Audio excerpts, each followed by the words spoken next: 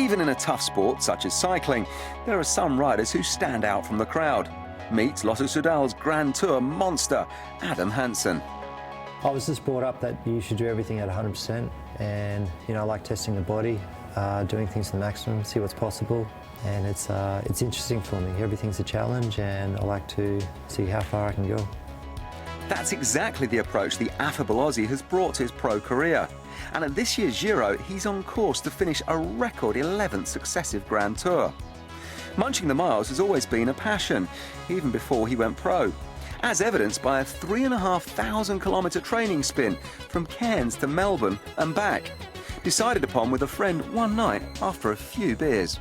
And yeah, the idea was we just basically take almost nothing, just race bikes, 2 credit cards, toothbrush, and off we went. We did between 300 and 400 kilometres a day. I think we rode down in about 6 to 7 days, and then on the way back from Brisbane to Cairns, we did it in just under 5 days. On the way down, it was ride during the day, sleep at night, and on the way back, it was just ride until we can, sleep, wake up, and then continue riding. Didn't matter if it was dark or daylight. It was actually easier at night time because it's much cooler. And it was hard, but we lost a lot of weight, so it was very good training. A World Tour pro since 2007, Hansen's developed a reputation for riding hard in the Grand Tours. Of 17 starts, he's finished 14, but it's the 10 in a row he's done since the World Tour of 2011 that have captured popular imagination. My first goal was just to do 3 in a year, which I did, and I enjoyed it, and it was nice, and I thought, why not? I'd do it again. And then people sort of came to me and said, oh, you could break the record. It was never on my mind. And I never believed I could do it. You need a lot of luck to crash out, to get sick is very common in the Grand Tours. And so far, so good. On the worst day, no matter what happens, you sort of have this feeling that you will sleep in the bed of the hotel that night. And, it's going to be a tough day, but it's going to be over soon. It's this positive frame of mind that keeps Hansen going, and he's come to treat the 3-weekers as extended vacations with the lads. Because it feels like a full excursion. It's like going to war. Sort of group of guys all packed up. You sort of head off to a different country, and you're going to be there for 3 weeks. Every day is different, so it's a nice change. You have 21 chances for a stage win, and it's if you miss it one day, you can always try the next day. Food, drink and nice clean sheets in a hotel are an added bonus.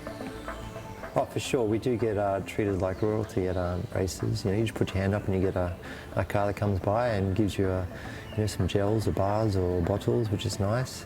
And you stay at a nice hotel. This road trip we did to Brisbane and back, we literally slept on the side of the road. We did not stay at one hotel. Even one morning we were woken up by the councils when they turned on the sprinklers, and that was a bit of quite a surprise. But with the road racing, it is a bit more luxury, that's for sure. Of course, the more Grand Tours you ride, the more you see the die-hard fans by the roadside. And it's with them that Hansen is proving a big hit. I think cyclists at the end of the day are just billboards. Sponsors want to, advertise on billboards. That's what they do with us. They pay a price to be on our jersey, and we've got to give the maximum exposure as possible.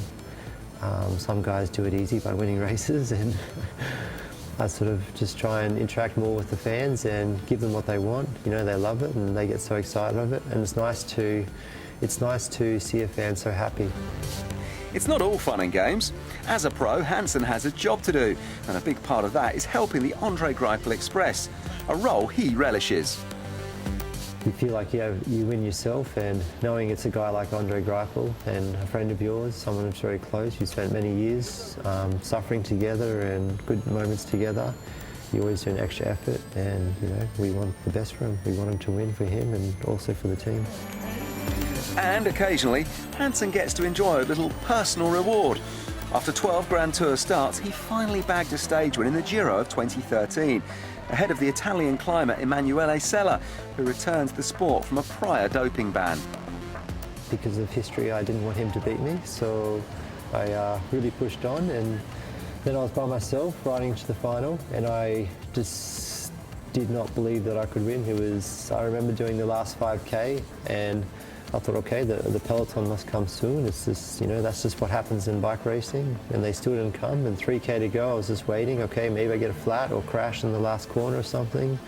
And it wasn't until the last 500 meters I thought, okay, today's my day and my chance. And so it's like a reward for all the work I've done in the years before.